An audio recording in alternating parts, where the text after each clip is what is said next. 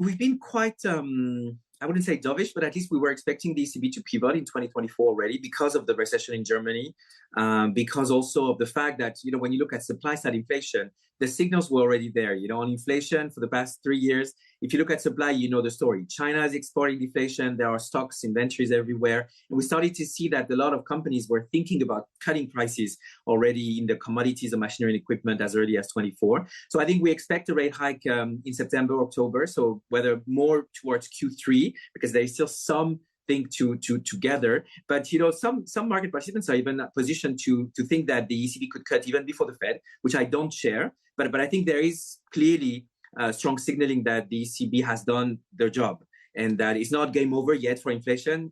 I guess there's going to be some wavelets, through wages or through oil prices, but I think the bulk of the work is done. And so that's pretty reassuring. And so the ECB will comfortably cut by 50 basis points towards the end of 2024.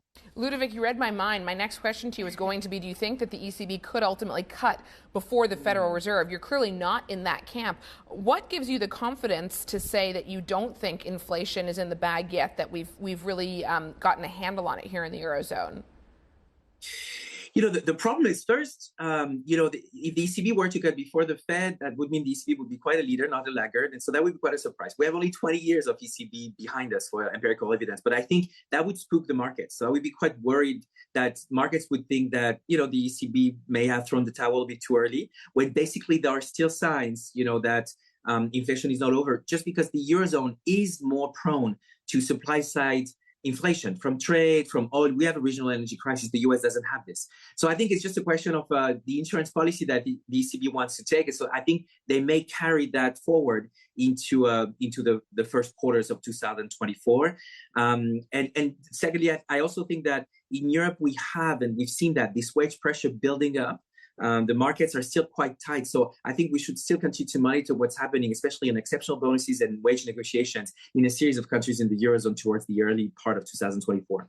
Yeah, Ludovic Subran here. I'm curious to hear your take on just how much we've moved in yields, the rally in yields that we've had over the past month or so. It wasn't that long ago that the Bund was sitting close to 3%. Now we're back through 2.5% to the downside. What do you point that down to? And is it necessary that the market has to price in a recession for this bond yield rally to continue? Or is a soft landing what is priced in at this point?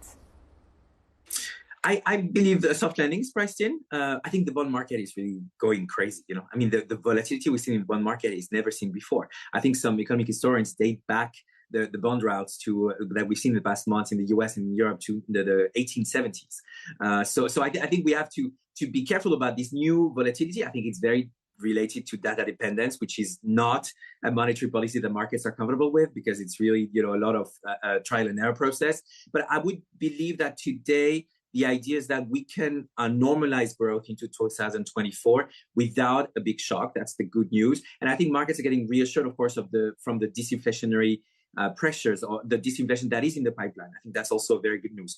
The question, of course, as you know, is into 2024, could that be that there is a recession, stronger recession because of the construction sector? So some of these domestic engines being a bit more at risk. The question lies in fiscal policy. As we're learning from the US, right? The overperformance of the US is 1/3 immigration, 1/3 fiscal, 1/3 oil and gas and tech. Yeah.